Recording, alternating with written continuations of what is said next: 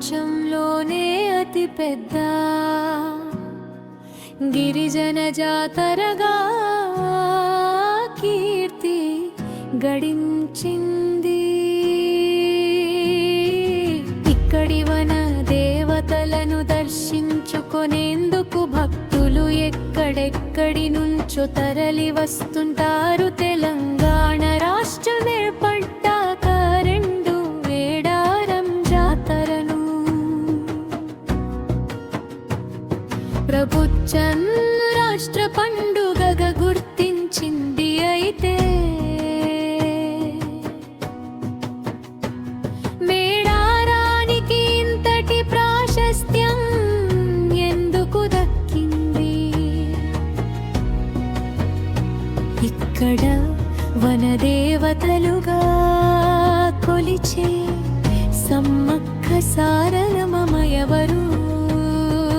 జంపన్న వాగు ప్రాముఖ్యం ఏమిటి? అసలు ఈ జాతరను ఇంత వైభవంగా ఎందుకు నిర్వహిస్తున్నారు వంటి సందేహాలు చాలా మందిలో ఉన్నాయి. వాటికి సమాధానాలు చూడండి. మేడారం సమ్మక్క సారలమ్మలకు వనదేవతలుగా కొలిచేందుకు కారణాలను విశ్లేషిస్తే ఓ కథ ప్రాచుర్యంలో ఉంది. పూర్వం కోయదొరలు వేట కోసం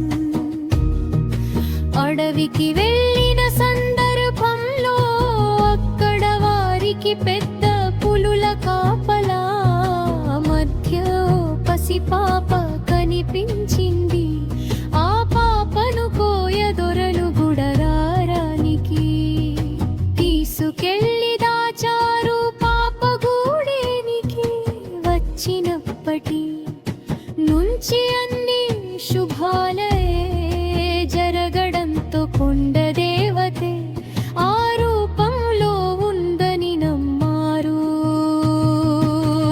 మాఘశుద్ధ పౌర్ణమి రోజు ఆ పాపకు సమ్మక్క అని నామకరణం చేశారు. సమ్మక్కను ఆ ప్రాంతపు కోయ చక్రవర్తి మేడరాజు పెంచి పెద్ద చేశాడు.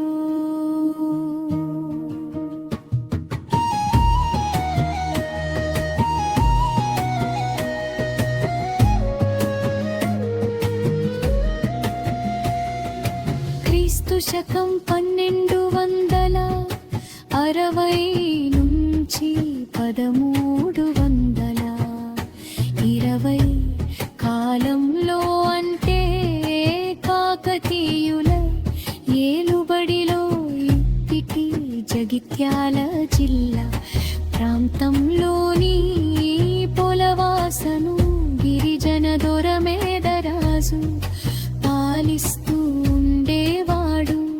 ఇతను తన మేనల్లుడు మేడారం పాలకుడైన పగిడిద్దరాజుకు ఇచ్చి వివాహం చేశాడు.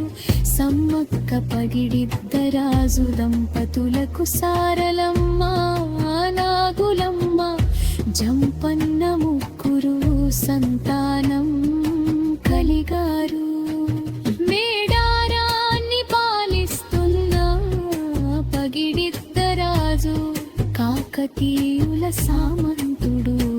ఆ రోజుల్లో కరవు కాటకాల కారణంగా కొన్నేళ్ల పాటు ప్రజలు శిస్తు కట్టలేదు. కాకతీయుల సామంతునిగా ఉంటూ శిస్తు కట్టకపోవడం తన మామ మేదరాజుకు ఆశయం కల్పించడం కోయ గిరిజనుల్లో విప్లవ భావాలు నూరిపోసి రాజ్యాధికారాన్ని ధిక్కరిస్తున్నాడనే ఆరోపణలతో కాకతీయ సామ్రాజ్యాధినేత ప్రతాపరుద్రుడు పగిడిద్దరాజుపై సమర శంఖం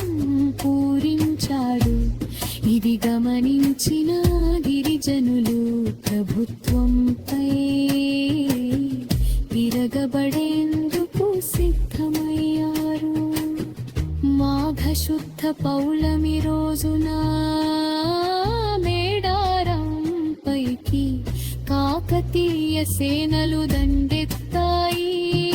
క్రమంలో ములుగు జిల్లా లక్నవరం సరస్సు వద్ద గిరిజనులకు కాకతీయ సేనలకు మధ్య యుద్ధం జరిగింది. క్రమంలో సాంప్రదామ ఆయుధాలతో పగిడిద్దరాజు సారలమ్మ నాగులమ్మ జంపన్న సమ్మక్క పగిడిద్దరాజు అల్లుడు గోవిందరాజులు మీరోచి పన్న పూన జంపం చేసారకాని కాకతీయ సేనల ధాటికి తట్టుకోలేక మేడరాజు పగిడిద్దరాజు సారలమ్మ నాగులమ్మ గోవిందరాజు యుద్ధంలో మరణించారు. వారి మరణ వార్త విన్న జంపన్న అవమానాన్ని తట్టుకోలేక అక్కడి సంపెంగ వాగులో దూకి ఆత్మహత్య చేసుకున్నాడు. అప్పటి నుంచి సంపెంగ వాగును జంపన్న వాగుగా పిలుస్తున్నారని చరిత్రకారు చెబుతారు. తన కుటుంబం మరణించిందన్న వార్త విన్న సమ్మక్క యుద్ధరంగానికి వచ్చి కాకతీయ సైనికులపై విరుచుకుపడింది. వీరోచితంగా పోరాటం సాగిస్తుంది.